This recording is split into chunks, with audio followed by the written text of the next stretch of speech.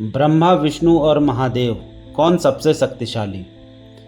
जब भी हम त्रिदेवों की बात करते हैं, ब्रह्मा, विष्णु और महादेव, तो एक सवाल बार बार उठता है, कौन सबसे शक्तिशाली है, किसकी महिमा सबसे बड़ी है। लेकिन क्या वाकई इसका कोई एक जवाब है, या ये सवाल ही अधूरा है? आइए इस वीडियो में हम इसे जानते हैं।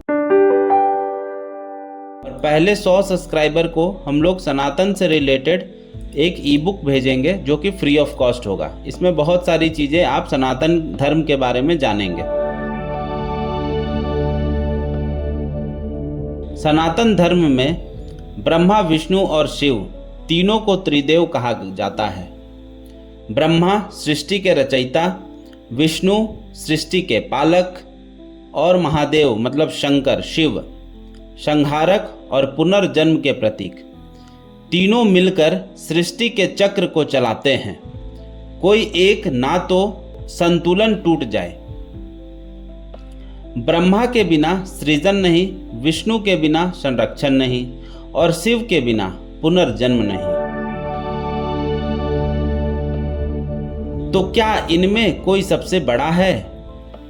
शास्त्रों में जवाब साफ है, नहीं।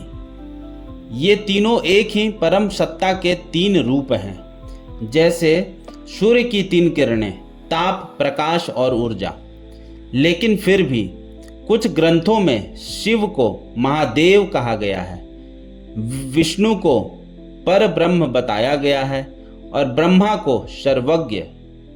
दरअसल ये पद किसी तुलना के लिए नहीं बल्कि कार्य के लिए दिए गए हैं। अगर शक्ति का मतलब है अहंकार का अंत, तो शिव सबसे शांत हैं।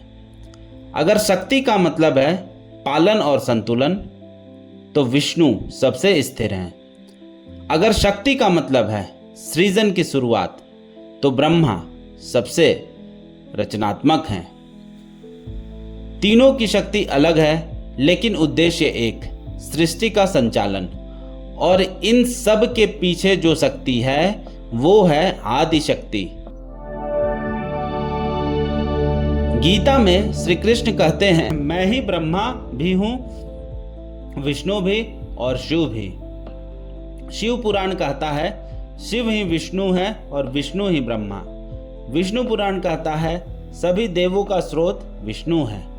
तो क्या शास्त्र विरोध कर रहे हैं? नहीं, वे बस यही कह रहे हैं परम तत्व एक है, रूप अनेक है। तो अगली बार जब कोई पूछे कौन सबसे शक्तिशाली है, तो मुस्कुरा कर कहना, जिसे तुम विष्णु कहते हो वही शिव है, जिसे शिव कहते हो वही ब्रह्मा, और इन सब के पार जो है वही है परम सत्य। मैं हूं धनंजय और आप सुन रहे थे श्रद्धा से शक्ति धनंजय टॉक्स। अगर ये बात दिल से जुड़ी हो तो इसे फैलाइए, क्योंकि ये सिर्फ ज्ञान नहीं, हमारी चेतना है। वीडियो को शेयर जरूर करें और चैनल को सब्सक्राइब जरूर करें। धन्यवाद।